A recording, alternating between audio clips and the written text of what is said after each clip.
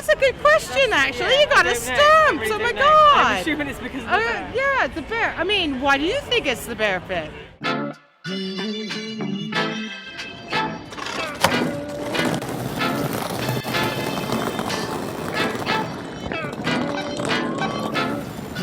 I'm Jazz Wade. I go to university here.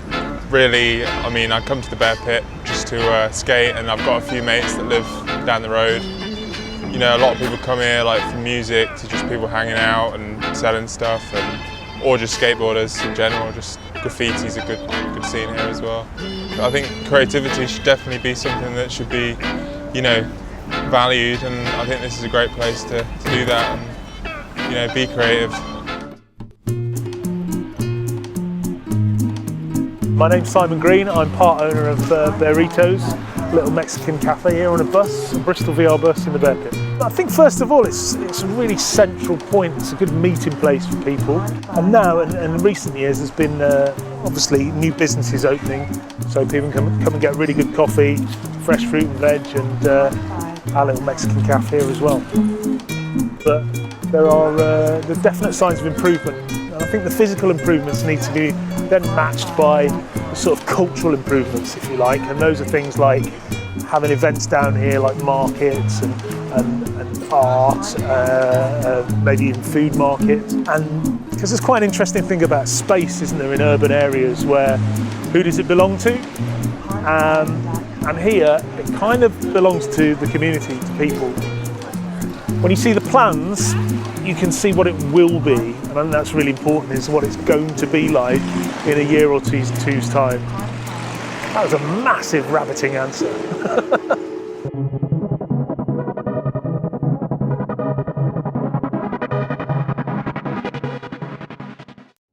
This is the Bear Pit. It's where a lot of the homeless come in Bristol for a meeting point, solace, company. It's all about the love. It's a wonderful thing.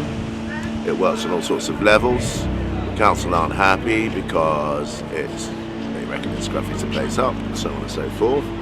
Yet the facility lends itself to that in a wonderful sort of way. Of course, there are people with drug problems, people with mental health issues. But all those people in this country now have nowhere to go. This is one of the places where they can at least congregate, feel safe, get under cover when it's filthy, wet and raining, enjoy themselves, and generally have a little hangout and a good time. There's busking goes on, there's obviously a little bit of street begging, but the same goes to the rest of Bristol. It's no different anywhere else. It's actually probably a little safer here because you know what's going to happen. Out on the streets you don't.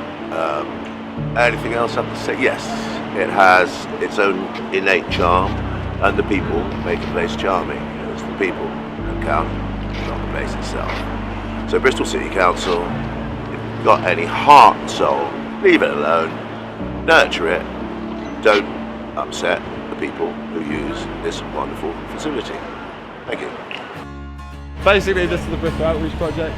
Every Wednesday we do a massive food drop-off for the homeless in Bristol. It's been running for about 6 months now. Like when we set up, me and Ken, the other guy who set it up, we're actually living in a tent at the bottom of Barrington Hill Park. And basically we went around and tried some of the food services and found that none of the services actually did a thing where they spoke to people. Like they didn't really get involved with any of their problems. What they did is they gave them food, gave them things they needed and told them to get away, which isn't really the point.